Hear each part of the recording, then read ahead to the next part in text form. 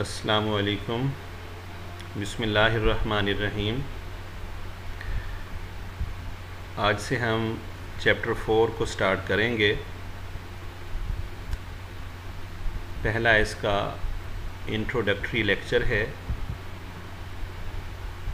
जिसमें हमने इस चैप्टर के फर्स्ट हाफ यानी ग्रुप 5th ए एलिमेंट्स को स्टडी करना है। ओल्ड स्कीम में इनको 5A जबकि न्यू स्कीम में इन्हें 15 ग्रुप एलिमेंट्स का नाम दिया जाता है। इनमें शामिल हैं नाइट्रोजन,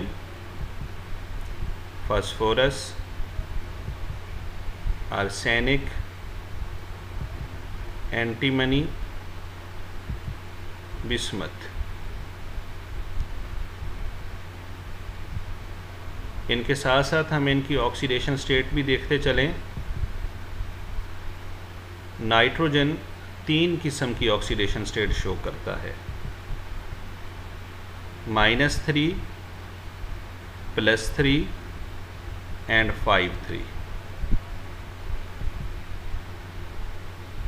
ऑक्सीडेशन स्टेट को प्रूव करने के लिए चंद एग्जाम्पल्स। अमोनिया के अंदर नाइट्रोजन -3 ऑक्सीडेशन स्टेट का हामिल है, जबकि नाइट्रस एसिड में नाइट्रोजन +3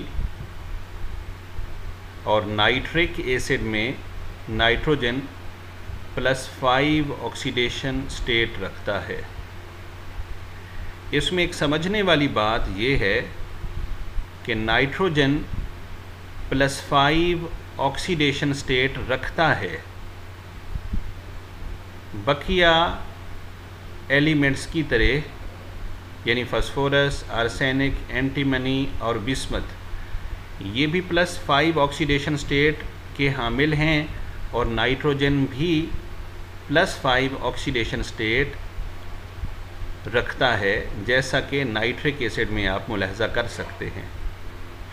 मगर इससे रिलेटेड एक अहम बात चंद स्लाइड आगे जाके हम स्टडी करेंगे, तो ये बात आप गौर से यहाँ पे समझ लें कि नाइट्रोजन +5 ऑक्सीडेशन स्टेट रखता है।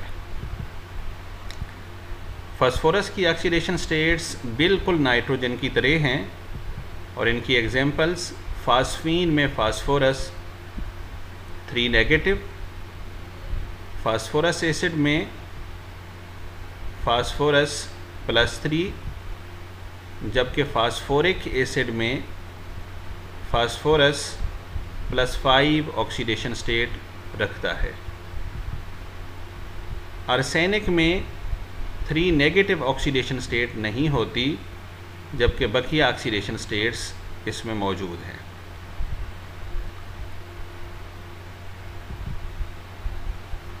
इसकी एग्जांपल है आर्सेनस एसिड, इसमें आर्सेनिक +3 और आर्सेनिक एसिड, इसमें आर्सेनस +5 ऑक्सीडेशन स्टेट का हामिल है।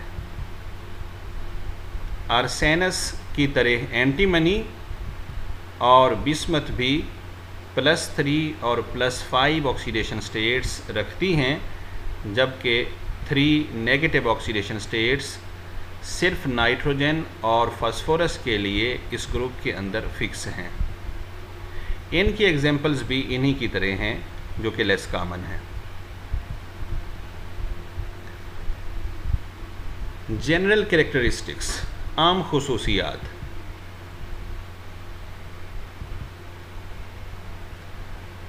Nitrogen and phosphorus are non metals. They are poor conductors of heat and electricity, and they give acidic oxides because both nitrogen and phosphorus are non-metals. और आप chapter number 1 के अंदर study कर चुके हैं oxides वाले टॉपिक में कि जो नॉन मेटल एलिमेंट्स होते हैं वो एसिडिक ऑक्साइड्स बनाते हैं, and their compounds are predominantly covalents. दूसरी खुसूसियत इन एलिमेंट्स की ये है कि नाइट्रोजन और फास्फोरस के बाद नेक्स्ट 2 एलिमेंट्स जो हैं ये मेटलाइड्स हैं, यानी ना 100% मेटल्स हैं और ना ही 100% नॉन मेटल्स, बल्कि इनके बैन खुसूसियात रखती हैं। आखिरी एलिमेंट इस ग्रुप का बिस्मथ है और ये मेटल है। फास्फोरस, आर्सेनिक एंड एंटीमनी ये एलोट्रॉप्स बनाते हैं। और एलोट्रॉप्स क्या हैं, चैप्टर नंबर 4 फर्स्ट ईयर में आप इनको स्टडी कर चुके हैं। मसलन फास्फोरस जो है ये 6 किस्म के एलोट्रॉप्स बनाता है और इनमें से रेड और वाइट फास्फोरस काफ़ी अहमियत के हामिल हैं। इस चैप्टर के मिड में जाकर हम इनके चंद एलोट्रॉप्स को स्टडी करेंगे।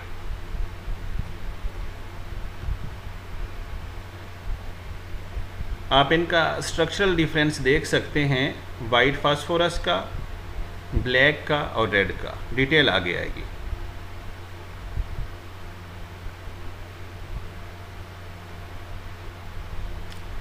All elements other than nitrogen also show the pentavalency। Nitrogen के अलावा इस ग्रुप के बकिया तमाम एलिमेंट्स 5 बॉन्ड बनाने की सलाहियत रखते हैं। It is due to the involvement of d orbitals. इसकी महज वजह डी ऑर्बिटल्स की इन्वॉल्वमेंट है। नाइट्रोजन में डी ऑर्बिटल होता ही नहीं तो इन्वॉल्व ही नहीं हो सकता। अब जानते हैं कि नाइट्रोजन की इलेक्ट्रॉनिक कन्फिग्रेशन होती है 1s2, 2s2, 2px1, 2py1, 2pz1 और 2 इसमें शेल है यानी प्रिंसिपल क्वांटम नंबर, और सेकेंड शेल के अंदर डी सब शेल होता ही नहीं, डी ऑर्बिटल्स नहीं होते, लिहाजा वो जब हैं ही नहीं तो इन्वॉल्व ही नहीं हो सकते। लिहाजा इसमें 3 पार्शली फिल्ड ऑर्बिटल्स हैं और ये 3 बॉन्ड बना सकता है, यानी ट्राईवेलेंट होता है। बकिया पेंटावेलेंट होते हैं। इब्तिदा में मैंने एक बात कही थी कि नाइट्रोजन +5 ऑक्सीडेशन स्टेट रखता है, और दूसरी बात मैंने कहा था चंद स्लाइड्स आगे चल के आपको बताऊंगा, वो ये है कि +5 ऑक्सीडेशन स्टेट रखने के बावजूद ये पेंटावेलेंट नहीं है, 5 बॉन्ड नहीं बना सकता। +5 ऑक्सीडेशन स्टेट क्यों रखता है?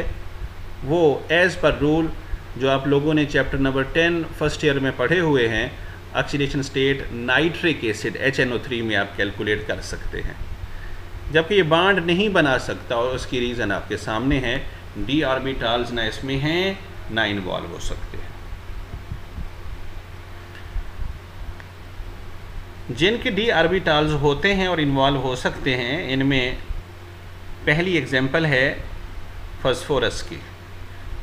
फास्फोरस कुल 15 इलेक्ट्रॉन रखता है और इसके वैलेंस शेल में, जो कि तीसरा शेल है, 5 इलेक्ट्रॉन्स पाए जाते हैं।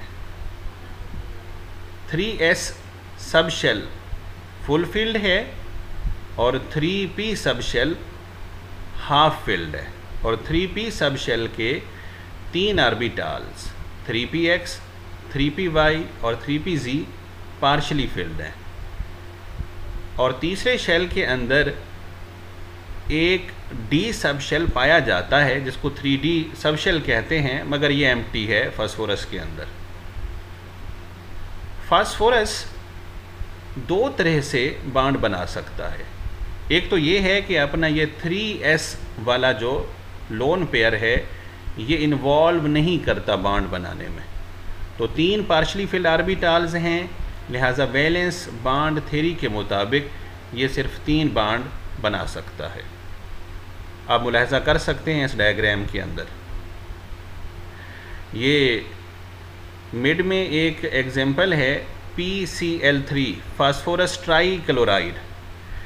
इसमें फास्फोरस के वैलेंस शेल के अंदर जो 3s ऑर्बिटॉल में या सब शेल में 2 इलेक्ट्रॉन्स हैं लोन पेयर की शक्ल में, ये फास्फोरस के ऊपर आप मुलाहजा कर सकते हैं।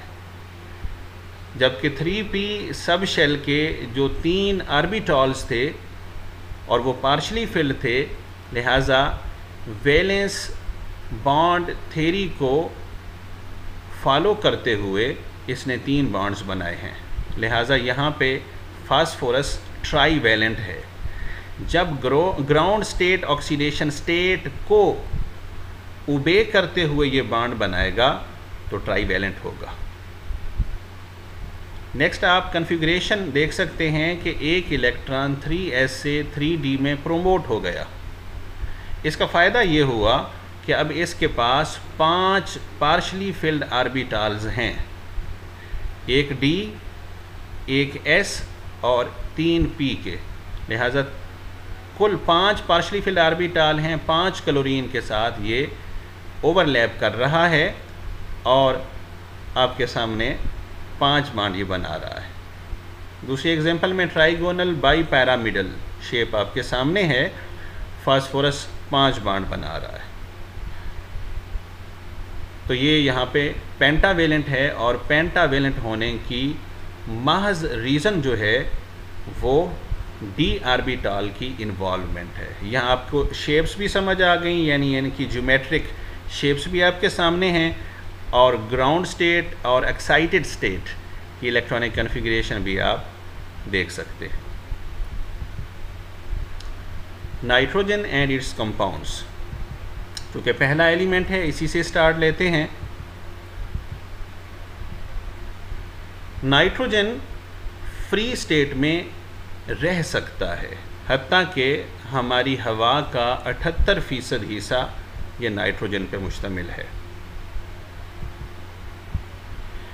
इनऑर्गेनिक कंपाउंड्स जैसा कि नाइट्राइट्स और नाइट्रेट्स, नाइट्राइट का फार्मूला होता है NO2 नेगेटिव और नाइट्रेट्स का फार्मूला होता है NO3 negative. As minerals are not common, यानी नाइट्राइट्स और नाइट्रेट्स ऐसे मिनरल्स हैं, ऐसे एनाइंस हैं, नेगेटिव रेडिकल्स हैं मिनरल्स के, जिसके साथ कोई कैटाइन मिलेगा तो ये नमकियात बनेंगे, मादनियात बनेंगी। तो ये हालतें इसकी कम पाई जाती हैं।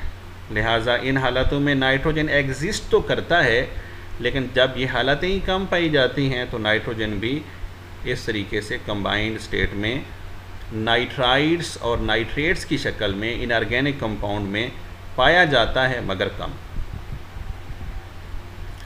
प्रोटीन्स, यूरिया, अमाइनो एसिड्स वगैरह, इनके अंदर नाइट्रोजन लाजमी जुज़्व के तौर पर मौजूद पाया जाता है।